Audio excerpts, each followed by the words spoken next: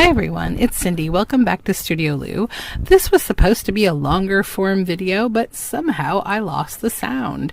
So I'm just doing a little voiceover because I didn't want you to miss all of this. So I'm just unboxing some fun color shifting watercolors that I got from Renaissance paints on Etsy, and I have to set them aside. I'm not allowed to play with them right now because I have this huge mess. So I'm making two journals basically. One is going to be using Barbara from 49 Dragonflies on my desk ephemera kit, and the concept for the journal that I'm making is those two brown books that you see there. It's going to be called Artists Like Us, and by us I mean junk journalers. So I'm going to do a journal that kind of tries to capture the whole junk journaler experience. I'm also using a Stamperia pad in that journal and this black one that I'm now fondling. This journal is going to be an artist's sample book, and you might be wondering what that means. Well, a while ago I made these watercolor sample vintage ledgers, and I have all this Vicky Boutin paper, and I've also printed out a digital kit from ePapery on Etsy, and it is like artist's material, kind of artist swatching, that kind of thing. So I want to make a book where most of the pages are some kind of an artist's sample, like a studio sample. That might be things like fabric, yarn, ink, dye, paint, what have you. I'm just wildly gesticulating with my hands right now as I explain something else to you.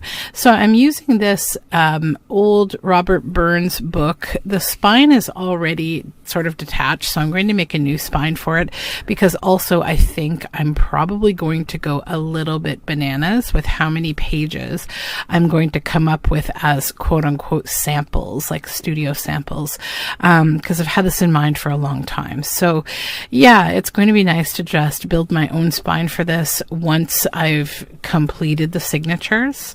I'm planning to get some of the paper put together today. Now I'm just cutting off that spine, which I'm probably going to use in my whole sample process, because it's a gorgeous spine.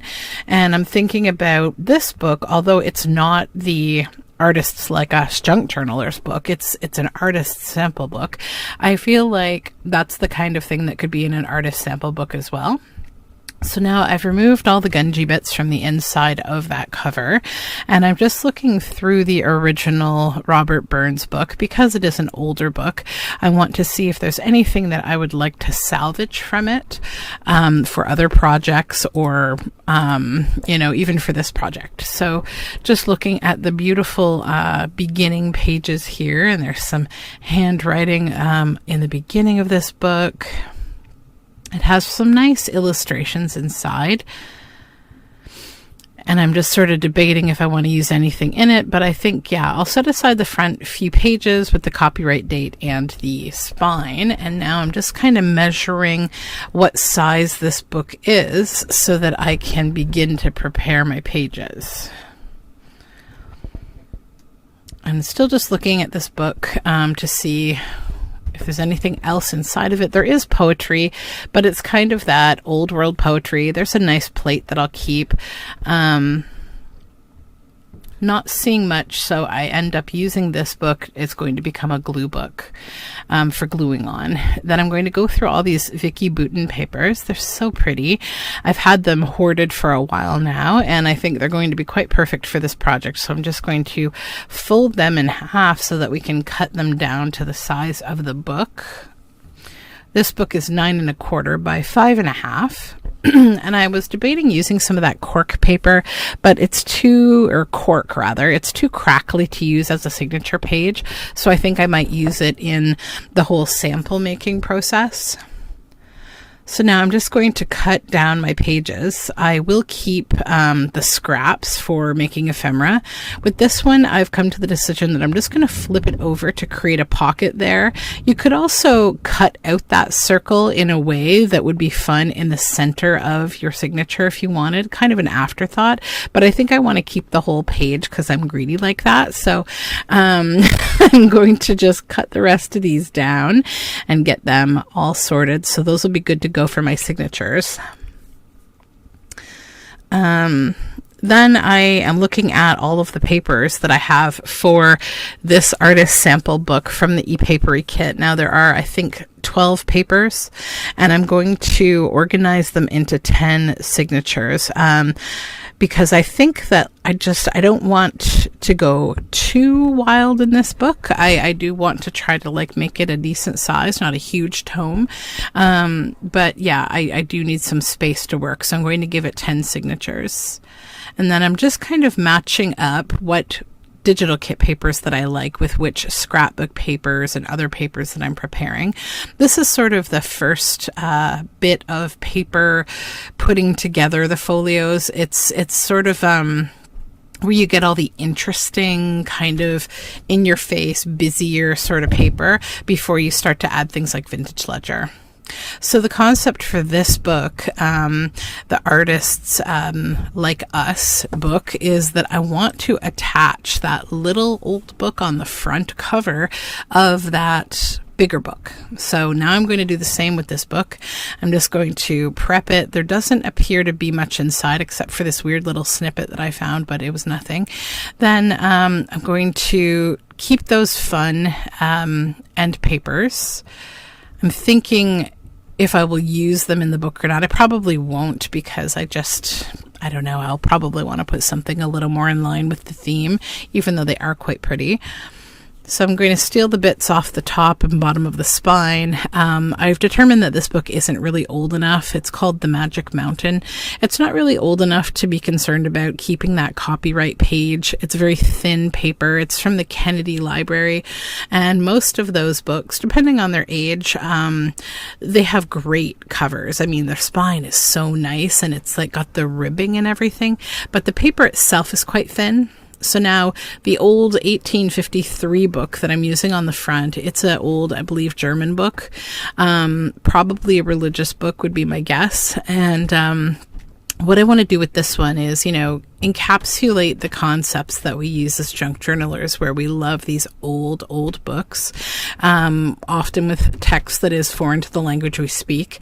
And I want to pull some of these out to actually put in the signatures, just like you would do making a vintage book journal. So I'm just separating carefully all of the bits. This book had some nice large, like sewn in signatures with a larger weight thread, so it was pretty easy to separate.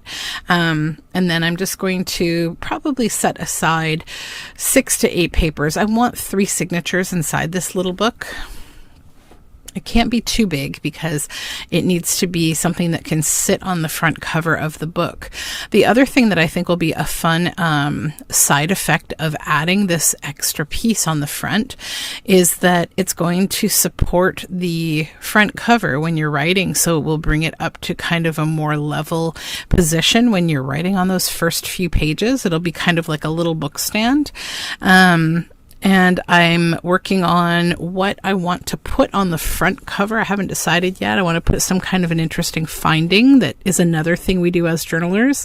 So now I'm using masking tape, one of my trusted brands, to just strengthen up the connection of these pages, because this book is from 1853. And I'm using the masking tape because I just really like that it's very neutral. So now I'm going to go ahead and take my cheesecloth and trim it down and use some 3-in-1 glue to glue it on the inside of the book. This is going to secure the spine and make sure that the book overall, because of its age, stays more, whole and strong. And I use a card to just guide that cheesecloth down into the hips of the spine, those little grooves, and on to flatten it out on the sides of the book. And then everything has to sit and dry, but first I think I will also do the same with the cheesecloth. And now I've definitely decided there's probably no hope trying to save these inner end papers, because I I just don't want to. I'm just going to probably do something different, even though they're pretty. So now I'm using the scraplet there of the cheesecloth that I used on the other book, and then a new big piece of it there. This is Bookbinder's cloth that I actually got from a thrift store one day. I lucked out and I found 2 huge packages of pre-cut Bookbinder's cheesecloth and spine liner paper.